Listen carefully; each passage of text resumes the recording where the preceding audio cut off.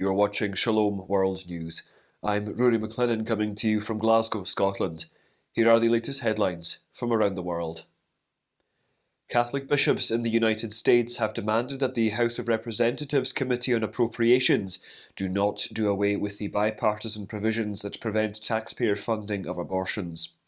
The Financial Services and General Government Bill that excludes the abortion-limiting Dornan and Smith amendments forces tax-paying Americans to fund abortions in the District of Columbia and within the Federal Employees Health Benefit Program. Archbishop Joseph Naumann of Kansas City, who is the chairman of the Committee of Pro-Life Activities of the U.S. Episcopal Conference, and Bishop David Malloy of Rockford, who heads the Committee on International Justice and Peace, urged the Appropriations Committee and congressmen to protect taxpayers from paying for abortion and instead use the money for the common good. A Catholic bishop in Cameroon has denounced the military crackdown on Anglophone separatists in the northwest region of Bui. Bishop George Nkuo of Kumbo, the capital of Bui, said the confrontation between the army and separatist rebels who seek an independent English-speaking Ambazonia cannot solve the problem. The prelate said the military's Operation Kumbo Clean results in people getting killed on both sides with no solution to the problem. The bishop warned that violence only leads to more radicalisation, adding that it takes humility and goodwill on both sides to find a solution. The unrest started 5 years ago when English-speaking lawyers and teachers protested against the attempt to alter the common legal system and the British schooling pattern in two Anglophone regions.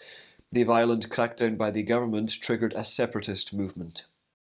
Auxiliary Bishop of Los Angeles, Bishop Robert Barron, has asked the Catholic Democratic lawmakers seeking dialogue about abortion and receiving Holy Communion to show good faith by at the very least supporting legislation protecting babies born after an unsuccessful abortion.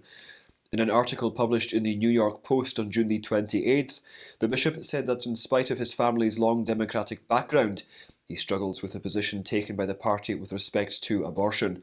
Republican Senator Ben Sasse's Born Alive Abortion Survivors Protection Act was opposed by Democrats in the US Senate in February of this year. If passed, the legislation would have mandated care for babies who survive abortion procedures. The bishop also noted that his attempts to dialogue with Democratic congressmen were received unfavourably. Meanwhile, Washington, D.C. will host the first annual International Religious Freedom Summit this summer. It will be held from July the 13th to July the 15th, and it will be co-chaired by former Ambassador-at-Large for International Religious Freedom Sam Brownback and President of the Lantos Foundation for Human Rights, Katrina Lantos-Sweat. The summit will be attended by government officials, civil society organisations and activists who are likely to coordinate efforts to protect religious freedom around the globe. There will also be exhibitions of the activities of several NGOs working to promote religious freedom. The summit will also feature a side event named Freedom to Choose on July the 15th, to give voice to those affected by laws and practices that punish individuals who leave or adopt another religion. A court in Pakistan has upheld the life sentence awarded to a Christian convicted under the infamous blasphemy law of the Muslim-majority nation. Zafar Bhatti has been given the life sentence that is 25 years under Pakistani law for sending blasphemous text messages derogatory to Islam's Prophet Muhammad, despite the prosecution's failure to establish his involvement. The 56-year-old man denies the charges made against him.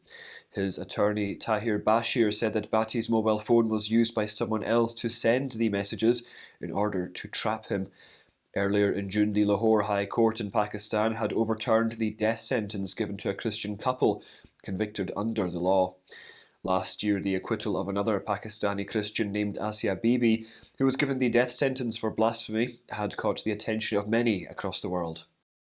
Leaders of Indigenous peoples in Canada have decried a recent wave of church vandalism, as well as suspicious church fires in the country.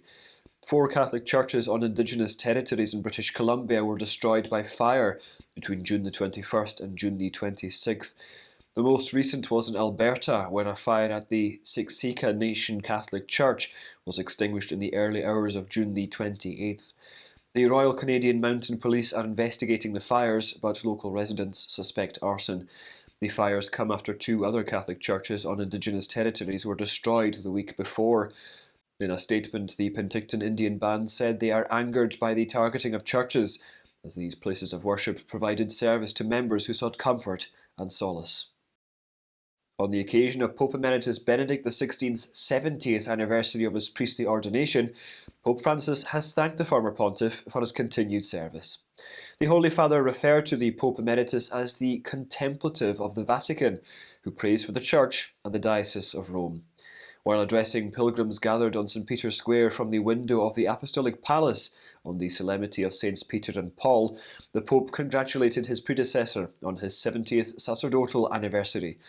His Holiness said the Pope Emeritus is now a contemplative who spends his days in prayer at the Mater Ecclesiae monastery.